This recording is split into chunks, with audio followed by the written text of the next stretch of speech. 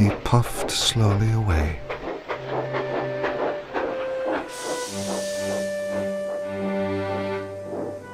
Thomas found an old track.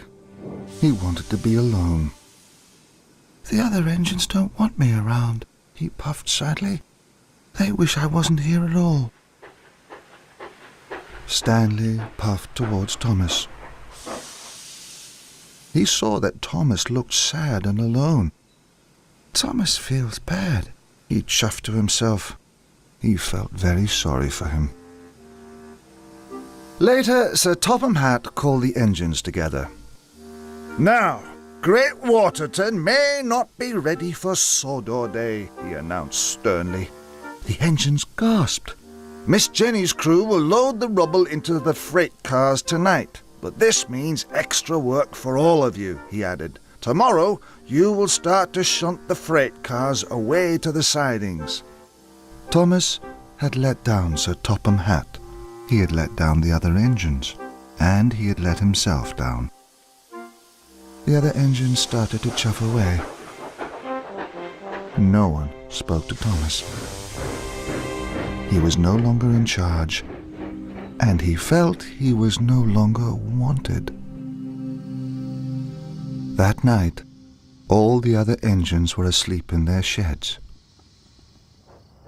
But not Thomas. Jack and Alfie had already loaded their cars of rubble. "If I shunt all the freight cars away to the sidings, the tracks will be clear in the morning. Then everyone will like me again." Thomas wanted to do something to get his old job back. So Thomas started to shunt the freight cars away. Thomas worked very hard. He felt very pleased with himself. Then Thomas saw one last freight car. It had rolled in front of an old mine shaft. "I'll soon fix that," Thomas smiled.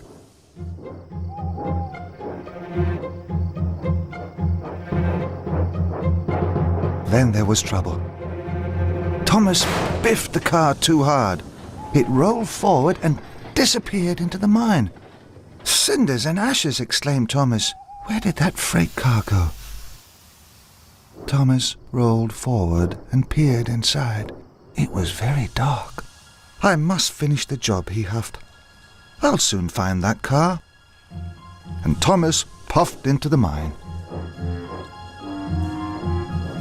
It was very dark. Thomas was happy he had a bright lamp.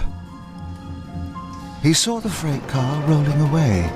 Then it disappeared around a bend. "Bust my buffers," puffed Thomas. "I'd better go after it." The slope was very steep. Thomas whizzed down it and clattered around the bend. Up Thomas whooshed and down he whizzed. "Whee!" Thomas whistled and "Whoa!" he cried. It was very scary, but it was very exciting. Thomas had almost caught up to the freight car. "You won't get away from me," he whistled happily. But Thomas didn't see the junction ahead. The freight car whizzed down the right track and Thomas sped down the left. Thomas had lost the runaway car.